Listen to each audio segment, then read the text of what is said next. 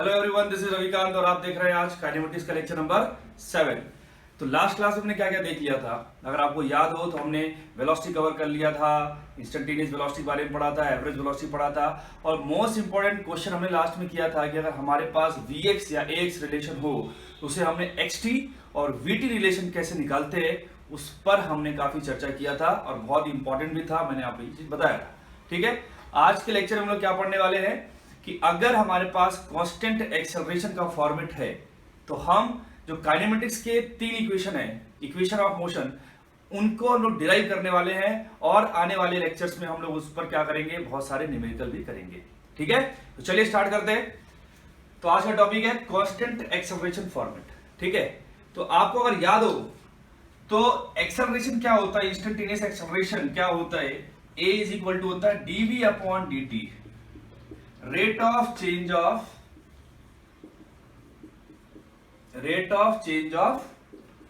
velocity with respect to time। क्या मिलता हमें, एक्सेलरेशन मिलता है। सही है, देखिए ये इक्वेशन ऐसी है कि चाहे इसके लिए एक्सेलरेशन कांस्टेंट हो और चाहे एक्सेलरेशन कांस्टेंट नहीं हो, आप हमेशा इस्तेमाल कर सकते हैं। This equation is always valid, either a is constant और वेरिएबल। ओके, चलिए अब क्या करने वाला हूं मैं, 3 इक्वेशन है, तीनों इक्वेशन को वन बाय वन हम लोग क्या करने वाले हैं, डिराइव करने वाले हैं, है ना। देखिए, तो अगर मैं ऐसा लिखूं a dt is equal to dv, तो लिख सकता हूं मैं, dt को उधर भेज दिया आपने। सही है, क्लियर। दोनों साइड क्या करते ना, अपने को इंटीग्रेशन लगा देना। सही है। अच्छा, हमने क्या बोला था, एक्सेलरेशन कांस्टेंट है। अभी क्या बोला हमने कि एक्सेलरेशन क्या मानने वाले, हम लोग कांस्टेंट मानने वाले। तो हम लोग जब प्रॉब्लम्स कर रहे थे इंटीग्रेशन या डिफरेंशिएशन की, तो मैंने आपको बताया था कि जो भी कांस्टेंट क्वांटिटी होती है वो हमेशा इंटीग्रेशन या डिफरेंशिएशन से खुद को बाहर रखती है ना। सेम चीज ये a क्या है, कांस्टेंट है, तो ये कहां आ जाएगा, बाहर आ जाएगा। तो हमने इसको क्या ले लिया, बाहर ले लिया। अंदर क्या बचा, dt, इधर dv। सही है। यहां पे वेरिएबल कौन है, वेलोसिटी है। सपोज उसका इनिशियल वेलोसिटी u था, फाइनल वेलोसिटी क्या था, v था। सही है, initial velocity is u, final velocity is v।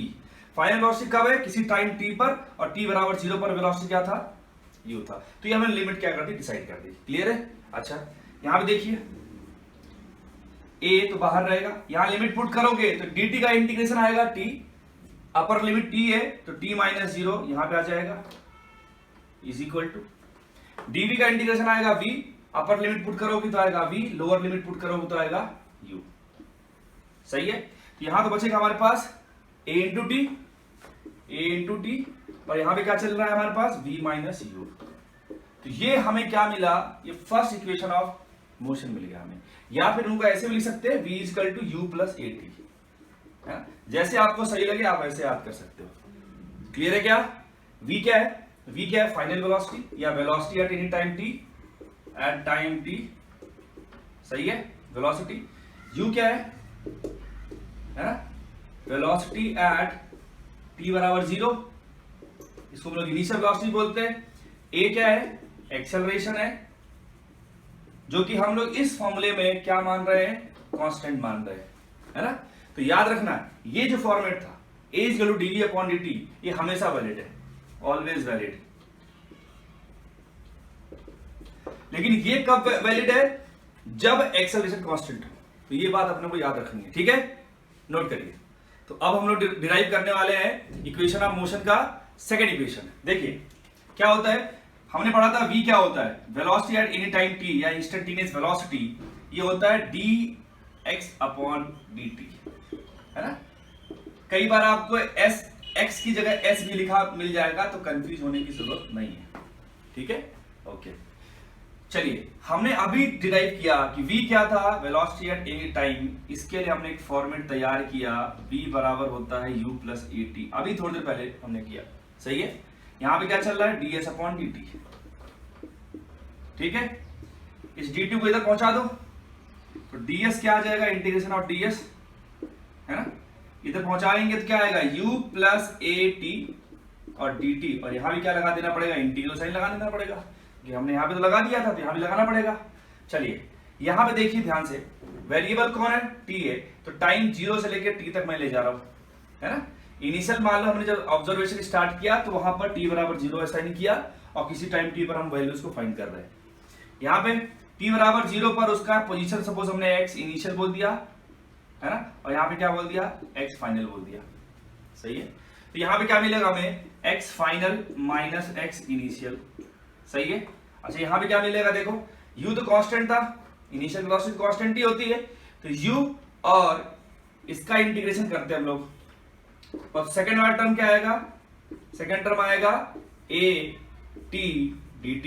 सही है क्या, देखो यहां से u बाहर आ जाएगा क्योंकि u कांस्टेंट था, यहां से a बाहर आएगा क्योंकि a को भी हमने इस फॉर्मेट के लिए क्या मान रखा है, कांस्टेंट मान रखा है। तो आगे इंटीग्रेशन करते हैं, देखिए अगर ये बाहर आया तो अंदर बचेगा dt, और dt का इंटीग्रेशन आएगा t, तो u और t में अगर लिमिट पुट करो तो अपर माइनस लोअर लिमिट, अपर माइनस लोअर प्लस, अगेन यहां पर बाहर आएगा a, t के रेस्पेक्ट में इंटीग्रेशन कितना आएगा, t स्क्वायर बाई 2, लिमिट रखना अपने को 0 से t। सही है, इधर ये जो चीज चल रही है, ये चीज ये क्या है, final position minus initial position, ये डिस्प्लेसमेंट है ना। तो हमने डिस्प्लेसमेंट वेक्टर लिख दिया, डिस्प्लेसमेंट वेक्टर को s वेक्टर लिख दिया, ठीक है। ओके, इधर क्या चलेगा, ut प्लस इधर क्या चलेगा 1/2, आगे रहेगा a भी आएगा। अब यहाँ पे लिमिट पुट करोगे एक बार आप t, तो आएगा यहाँ पे t स्क्वायर, और 0 पुट करोगे तो 0 स्क्वायर आएगा, तो t स्क्वायर माइनस 0 स्क्वायर क्या आएगा, t स्क्वायर आएगा। ये जो इक्वेशन आया, ये कौन सा इक्वेशन है, ये सेकेंड इक्वेशन है, किसका, जो मोशन के 3 इक्वेशन थे उसमें से हमने 2 डिराइव कर लिया। s क्या है, डिस्प्लेसमेंट, s वेक्टर क्या है, डिस्प्लेसमेंट, u क्या था पहले पता हमें, इनिशियल वेलोसिटी है, ये इनिशियल वेलोसिटी मतलब t बराबर 0 पर जब हमने ऑब्जर्वेशन स्टार्ट किया। a क्या है, एक्सेलरेशन, और t क्या है, टाइम, और ये कब वैलिड है, व्हेन एक्सेलरेशन इज कांस्टेंट। सही है, नोट करिए। तो अब हम डिराइव करने वाले लास्ट इक्वेशन है ना, थर्ड इक्वेशन। हमने ये वाला एक्सप्रेशन जो दिख रहा है आपको इस बॉक्स में, a is equal to v dv upon ds, है ना, ये हमने पढ़ लिया था, इसको डिराइव किया था जब हम लोग क्या पढ़ रहे थे, इंस्टेंटेनियस एक्सेलरेशन पढ़ रहे थे। तो हमने बताया था इसको इस तरीके से भी हम लोग रिप्रेजेंट कर सकते हैं। सही है, ओके, थोड़ा सा इसको रीअरेंज करते हैं, इस ds को इधर भेजते हैं, तो आएगा a ds। सही है, और यहाँ पे क्या बचेगा, v dv। ठीक, अगला चीज आपको मालूम चल गया वो क्या करने वाले, इंटीग्रेशन। सही है, a तो कांस्टेंट है, बाहर आएगा, अंदर गोल बचा ds, ये यहाँ पे तो कोई भी चीज कांस्टेंट नहीं, तो इसको ऐसे रहने दो। सपोज इनिशियल यहाँ पे वेरिएबल कौन है, वेलोसिटी है, इनिशियल को u बोला था हमने, फाइनल को v बोला था।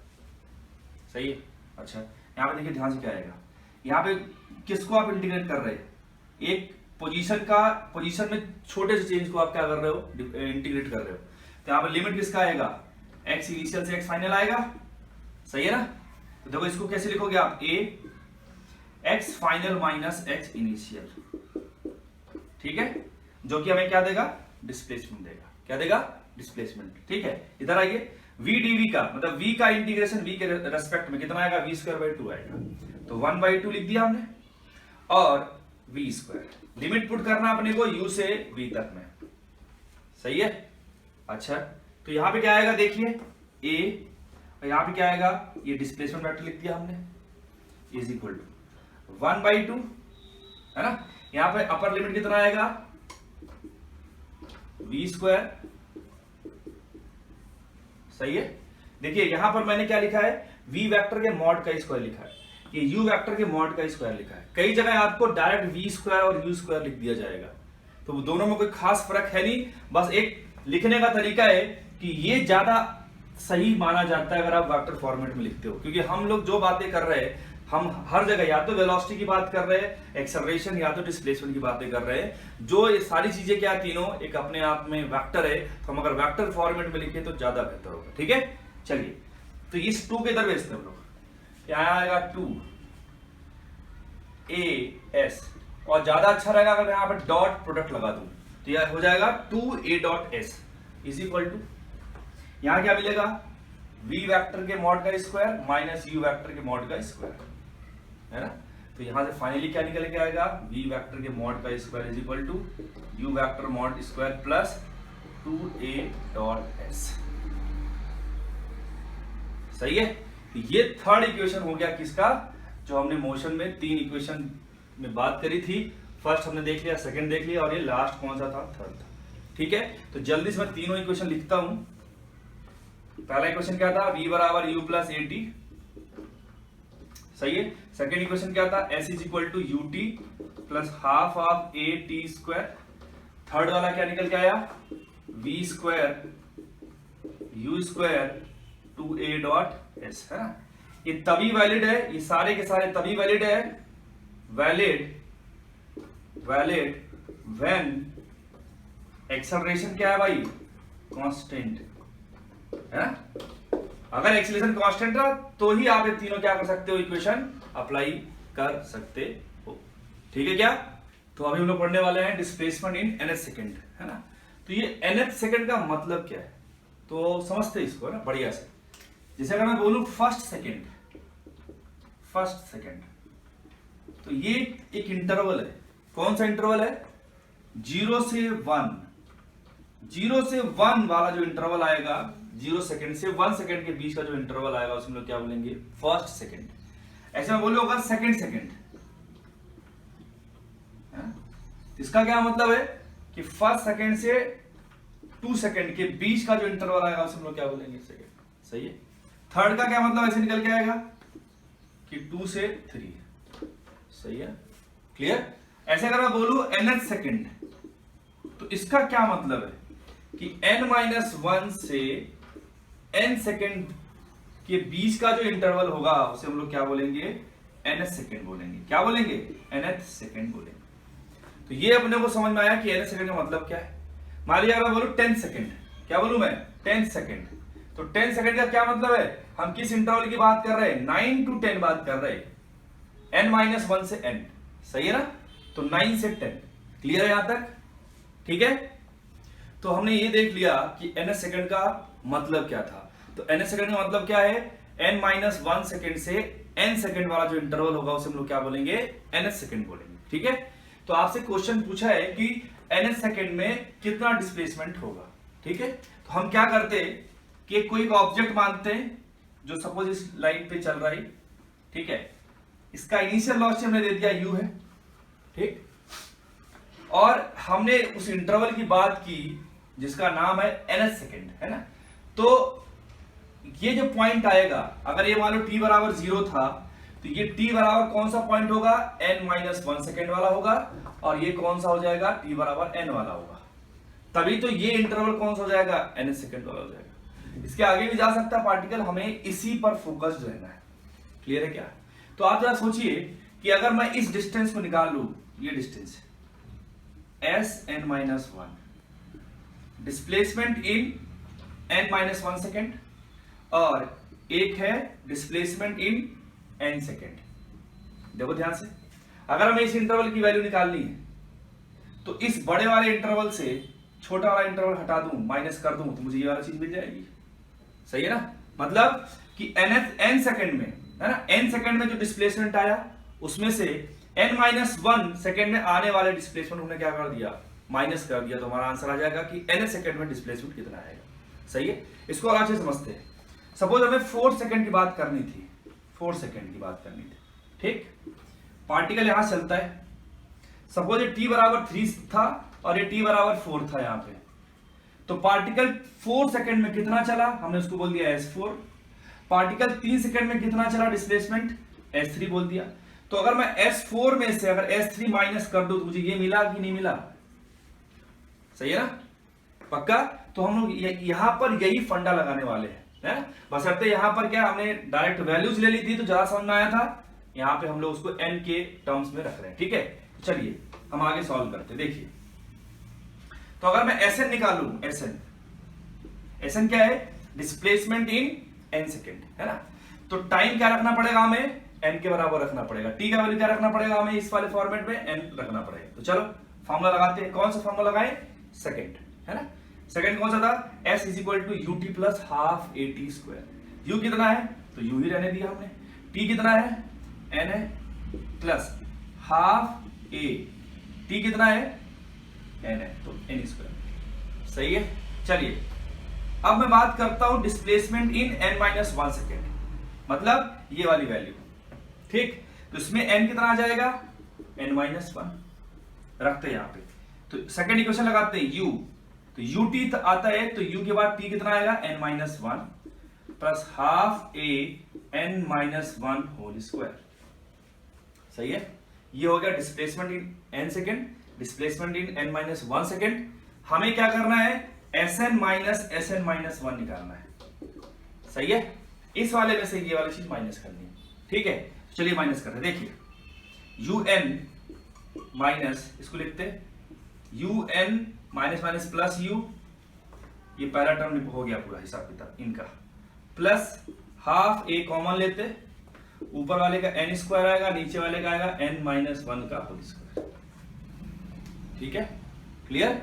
चलिए आगे बढ़ते हैं। देखिए इसने इसमें को मार दिया, कितना आया u प्लस 1/2a, इसको ओपन करते हैं लोग, n square minus n square minus 1 square minus 2n, तो माइनस आगे लगा तो प्लस 2n, ये कट गए, ये आएगा 2n माइनस 1।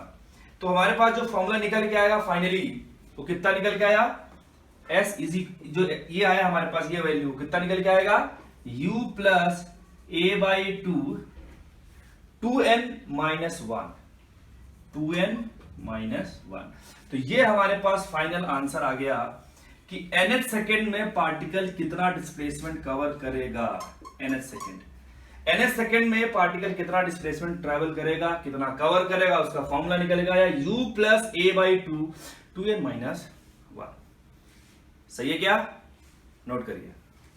तो ये हमारे पास क्या था, displacement in nth second. snth का मतलब क्या है, डिस्प्लेसमेंट इन nth इंटरवल या nth सेकेंड। ठीक। एक इंपॉर्टेंट क्वेश्चन यहां पे ये अराइज होता है कि ये जो इक्वेशन लिखा गया है क्या ये डायमेंशनली करेक्ट है। क्यों ऐसा पूछा गया, देखिए ये टर्म है, ये क्या है, एक तरीके का डिस्प्लेसमेंट है, या अगर यूनिट वाइज बात की जाए तो जो भी आएगा वो यूनिट आएगा, वो डिस्टेंस का लेंथ का यूनिट आएगा, है ना। ये पहला टर्म आप देखो ध्यान से, ये वेलोसिटी का दे रहा है ना। ये वाला टर्म देखो ध्यान से, ये वाला, ये भी कुछ सेटिस्फैक्टरी नहीं लग रहा अपने को। ये 2n दिख रहा है, ये 1 दिख रहा है, तो n तो हमने क्या माना था, टाइम माना था, 1 ये डायमेंशनलेस क्वांटिटी है। तो कहीं ना कहीं हमें ये चीज का डाउट आता है कि सर ये डायमेंशनली करेक्ट है या नहीं है। तो आंसर इसका है बिल्कुल डायमेंशनली करेक्ट है। इसका आंसर कहां छुपा हुआ है, इसके डेरिवेशन में। आप सोचो, अगर आपने ध्यान दिया हो तो हमने एक n-1 बोला था टाइम, एक n बोला था, यहां भी तो ये 1 आ रहा है, तो ये 1 क्या है, टाइम ही तो है। सही बात है ना। ऐसे ही जब आप इसको देखते हो ध्यान से, u वाला टर्म है ना, इसके साथ मल्टीप्लिकेशन में 1 आया होगा, समझ में आया क्या। ऐसे इसके साथ भी मल्टीप्लिकेशन में 1 आया होगा, ये पूरी चीज टाइम देगा। एक और 1 आया होगा, ये जो 1 है, ये 1 क्या है, 1 सेकेंड है। वैसे यहां पर भी ये 1 क्या है, 1 सेकेंड है। तो वेलोसिटी को अगर सेकेंड से मल्टीप्लाई करोगे तो जो यूनिट आएगा वो किसका आएगा, लेंथ का आएगा। सेम यहां पर भी एक्सेलरेशन को t स्क्वायर से, टाइम के स्क्वायर से मल्टीप्लाई करोगे तो जो यूनिट आएगा वो किसका आएगा, लेंथ का आएगा। तो ये डायमेंशनली बिल्कुल करेक्ट है। ये ऐसा लगता है अपने को कि डायमेंशनली करेक्ट नहीं है, आंसर क्या है इसका, ये डायमेंशनली करेक्ट है। सही है क्या, नोट करिए।